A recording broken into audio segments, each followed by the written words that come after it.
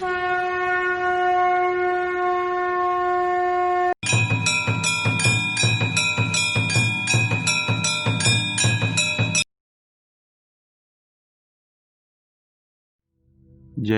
श्री कृष्णा। मेरे प्रिय दर्शकों, कैसे हैं आप सभी। मेरा नाम है ज्योतिषाचार्य दीपक शास्त्री और आप सभी देख रहे हैं माँ जगदम्बा ज्योतिष ज्ञान यूट्यूब चैनल।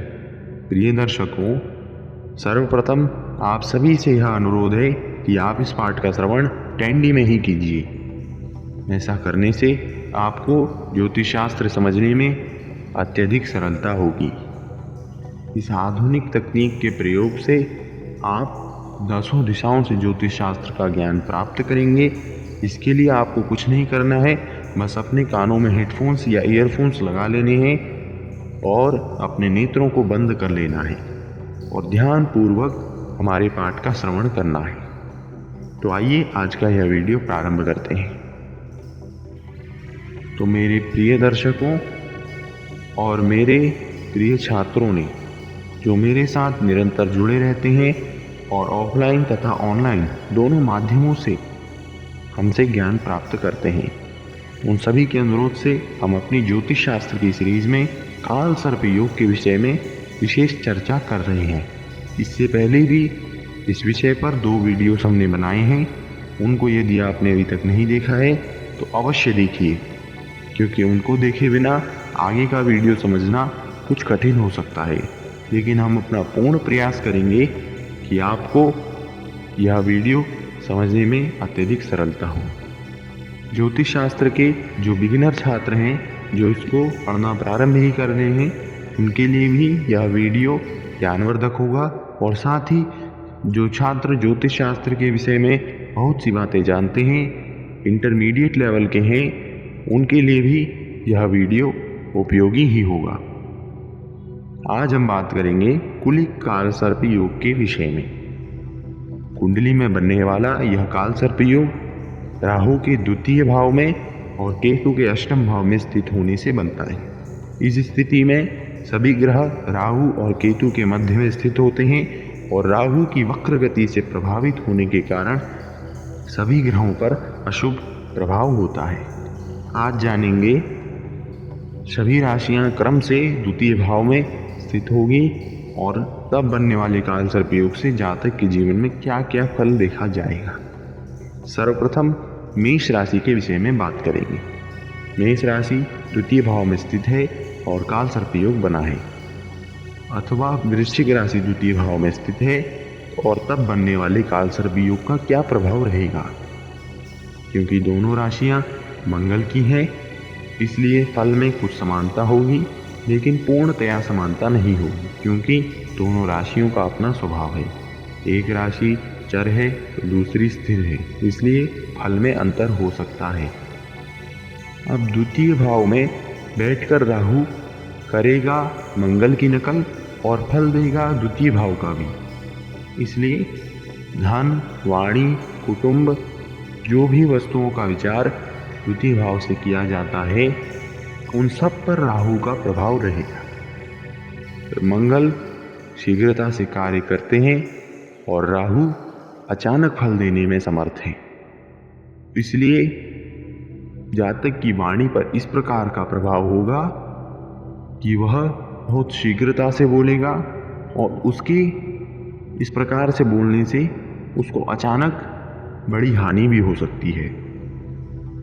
व्यापार में बड़ा घाटा हो सकता है और साझेदारों के साथ तनाव रह सकता है। कर्मचारियों से भी मनमुटाव हो सकता है। सुख प्राप्ति के लिए जातक को भारी संघर्ष करना पड़ता है, ये जान लीजिए। और साथ ही धन भाव की बात करें तो मंगल शीघ्र ग्रह हैं, मंगल तेज हैं और राहु अचानक फल देने में समर्थ है। तो इसलिए जातक को अचानक बहुत अधिक धन लाभ और अचानक उसकी सारी प्रॉपर्टी का लॉस दोनों होने की स्थिति संभव है। अब बात करते हैं कि यदि द्वितीय भाव में वृषभ राशि हो अथवा तुला राशि हो, क्योंकि दोनों राशियों के स्वामी शुक्र देवता है, लेकिन दोनों में फल में कुछ भेद हो सकता है, बहुत हद तक नहीं, कुछ भेद हो सकता है, क्योंकि दोनों राशियों का अपना स्वभाव है। एक चर है तो दूसरी स्थिर है। इसलिए जातक के धन, वाणी, इन सब में भी अलग अलग प्रकार का प्रभाव हो सकता है। अब राहु शुक्र की तरह फल देने का प्रयास करेंगे। ऐसा करने में वह जातक को भोगी, विलासी भी बना सकते हैं और उसको ऐसी परिस्थितियों का भी सामना करवा सकते हैं कि जो उसने सपने में भी ना सोची हो। परिवार में, कुटुंब में विग्रह की स्थिति भी उत्पन्न करा सकते हैं। अब बात करते हैं, यदि द्वितीय भाव में मिथुन राशि हो अथवा कन्या राशि हो और राहु काल सर्पयोग बना रहे हो, तब क्या स्थिति हो। दोनों स्थितियों में दोनों द्विस्वभाव राशियां हैं और दोनों बुध देवता की राशियां हैं। दोनों में काफी हद तक समान फल देखा गया है। ऐसे जातक को राहु के प्रभाव से वाणी होगी अत्यंत मधुर, लेकिन वह जातक हमेशा कड़वी बात करे। मधुरता के लेप में वह कड़वी बातें परोसेगा। उसकी वाणी लगेगी अत्यंत मधुर, लेकिन उसके विचार कड़वे ही होंगे, क्योंकि राहु बुध की नकल करेंगे और उसी की तरह फल देने का प्रयास करेंगे, लेकिन वह अपना नैसर्गिक स्वभाव नहीं छोड़ते। वह अशुभता, दुष्टता, कुटिलता अपने स्वभाव में हमेशा रखते हैं।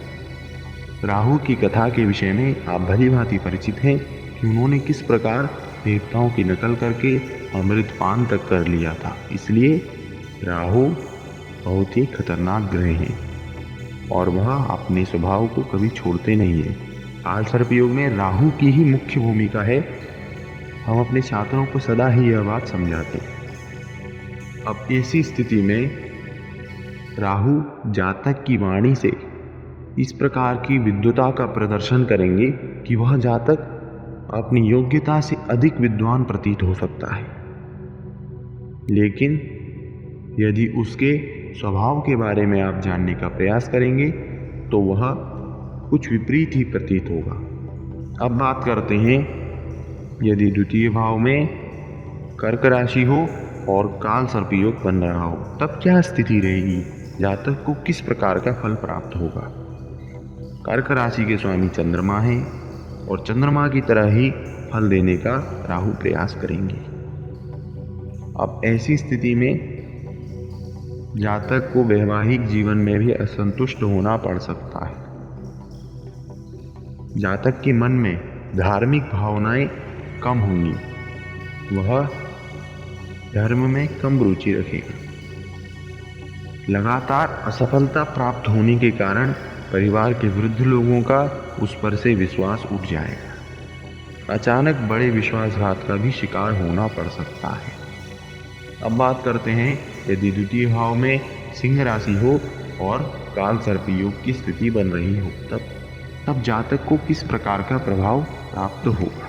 अब ऐसी स्थिति में जातक के फेफड़े अथवा हृदय में कोई असाध्य रोग लगने की अधिक संभावनाएं रहती है। संतान और रोजगार दोनों के लिए जातक को कष्ट भोगना पड़ सकता है और दोनों में से एक ही उसको प्राप्त होगा, उसी से उसको संतुष्ट रहना पड़ेगा। आजीविका और व्यापार से संबंधित समस्याएं जातक की दिन प्रतिदिन बढ़ते रहेंगी। अब बात करते हैं, यदि द्वितीय भाव में धनु राशि हो अथवा मीन राशि हो, क्योंकि दोनों के स्वामी बृहस्पति देव हैं, दोनों राशियां द्विस्वभाव हैं, दोनों में अत्यधिक समानता देखी गई है, दोनों में मिलने वाले फल में अत्यधिक समानता देखी गई है।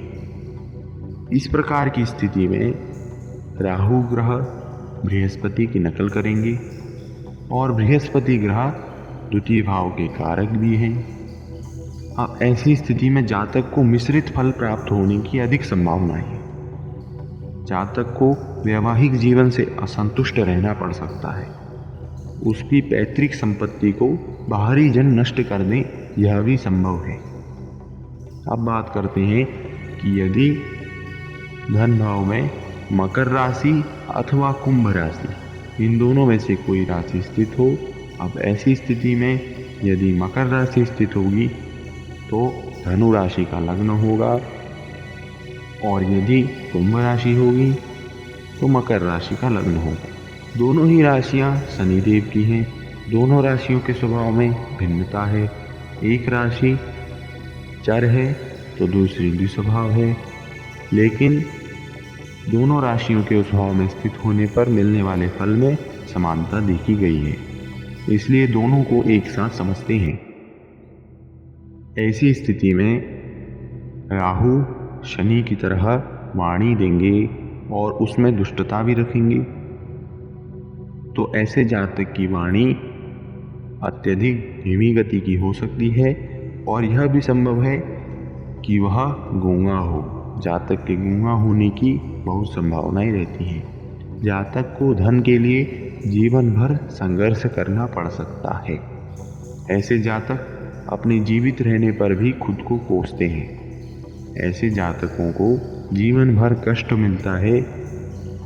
ऐसे जातकों को निरंतर परेशानियों का, कलह का और चिंता सताते रहती है। ऐसे जातकों की कड़वी वाणी से उसके अधिक मित्र नहीं होते और उसकी पत्नी भी उससे प्रेम नहीं करती। यह जातक अपने परिवार में किसी का भी प्रिय नहीं होता है। तो प्रिय दर्शकों, आज हमने कुलिक काल सर्प योग के विषय में अत्यधिक विस्तार से जाना कि कौन सी राशि के धन भाव में स्थित होने से किस प्रकार का फल जातक के जीवन में देखा जाता है। आशा करते हैं कि यह वीडियो आपको अच्छा लगा हो, और यदि अच्छा लगा हो तो इसको अधिक से अधिक लाइक कीजिए और अपने मित्रों के साथ अधिक से अधिक शेयर कीजिए, क्योंकि ज्ञान बांटने से ही बढ़ता है। ज्ञान को रोकिए मत और बांटते रहिए। हमारा यह चैनल बनाने का उद्देश्य भी ज्योतिष शास्त्र के असल ज्ञान को आप सभी के साथ बांटना है। हमारे गुरु और आचार्यों ने हमें सदैव ही ज्योतिष शास्त्र के सही ज्ञान का खूब प्रचार और प्रसार करने को कहा है। यह ज्ञान हम अपने पास तक सीमित नहीं रखते और आप सभी को बांटते रहते हैं। इसलिए यदि आप इसका भरपूर लाभ उठाना चाहते हैं तो आप हमारा उत्साहवर्धन कीजिए। इस वीडियो को अधिक से अधिक लाइक कीजिए और अधिक से अधिक शेयर कीजिए, ताकि हम आपके लिए ऐसे ही नए नए वीडियोस अधिक से अधिक संख्या में और शीघ्रता से ला सकें। हमारे चैनल को आपने यदि सब्सक्राइब नहीं किया है तो आपको बता दें कि हम ज्योतिष शास्त्र, पूजा पाठ, धर्मशास्त्र इत्यादि से संबंधित महत्वपूर्ण वीडियोस बनाते रहते हैं। इसलिए आप हमारे चैनल को सब्सक्राइब कर दीजिए और साथ ही बेल आइकन को भी दबा दीजिए। कमेंट बॉक्स में आप अपनी समस्याएं, सुझाव और शंकाएं सभी प्रकट कर सकते हैं। कमेंट बॉक्स का प्रयोग करके आप हमसे जुड़े रहिए। तो आज के लिए इतना ही। मिलेंगे आपसे नई वीडियो में। तब तक के लिए जय श्री कृष्णा।